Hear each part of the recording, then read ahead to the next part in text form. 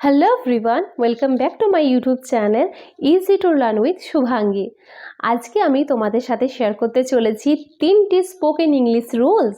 হ্যাঁ, ঠিক শুনেছো তোমরা।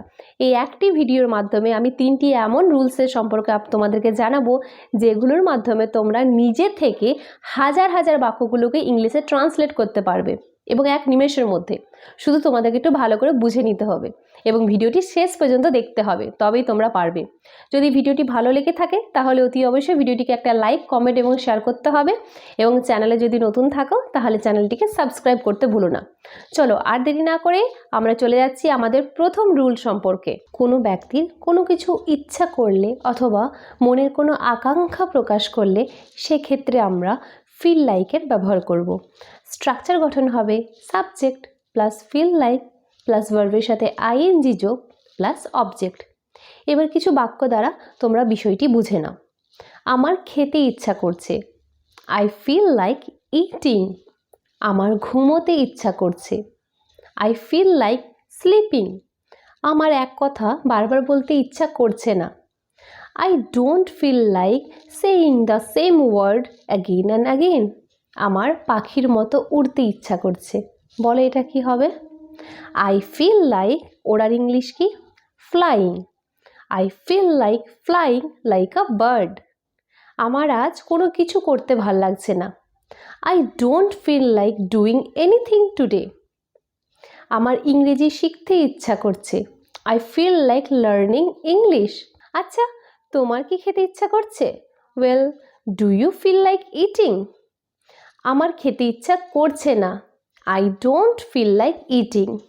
বোঝা গেছে? আর দু একটা এক্সাম্পল দেখে নিই। আমার টিভি দেখতে ইচ্ছা করছে, I feel like watching television. আমার বাইকে চেপে ঘুরে বেড়াতে ইচ্ছা করছে, I feel like going for a bike ride.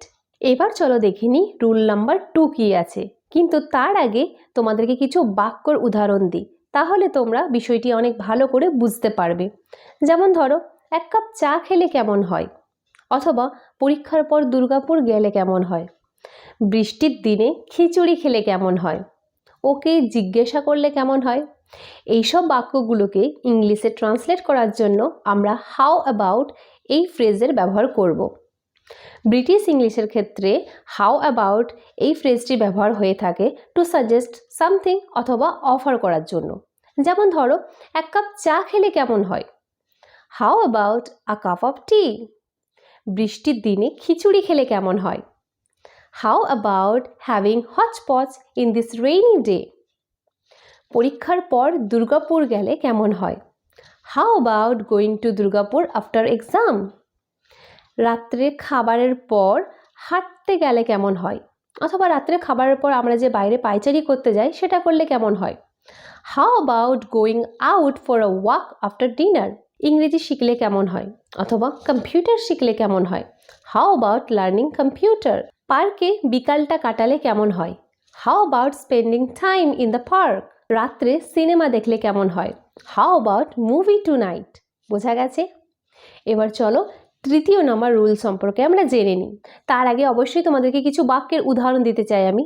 যেমন ধরো, শুভাঙ্গীর A+ পাওয়ার সম্ভাবনা আছে, অথবা আজকে বৃষ্টি হওয়ার সম্ভাবনা আছে, তোমার স্কলারশিপ পাওয়ার সম্ভাবনা আছে। এইসব বাক্যগুলোকে, অর্থাৎ বাংলার বাক্যের শেষে যদি সম্ভাবনা আছে অথবা সম্ভাবনা ছিল এইরকম যদি শব্দ থাকে, সেক্ষেত্রে আমরা লাইকলি টু এই ফ্রেজের ব্যবহার করব। স্ট্রাকচার গঠন হবে subject plus am, is, are, was, were plus likely to plus verb 1 plus object. এবার কিছু উদাহরণ দেখে নিই। যেমন, শুভাঙ্গীর A+ পাওয়ার সম্ভাবনা আছে, Shubhangi is likely to get A+। আমার কাজটি পাওয়ার সম্ভাবনা আছে, I am likely to get the work অথবা গেট দ্য জব। তোমার কাজটি পাওয়ার সম্ভাবনা ছিল, you were likely to get the job. গাড়িটি খুব শীঘ্রই খারাপ হওয়ার সম্ভাবনা আছে, the car is likely to break down soon. আজ বৃষ্টি হওয়ার সম্ভাবনা আছে, it is likely to rain today?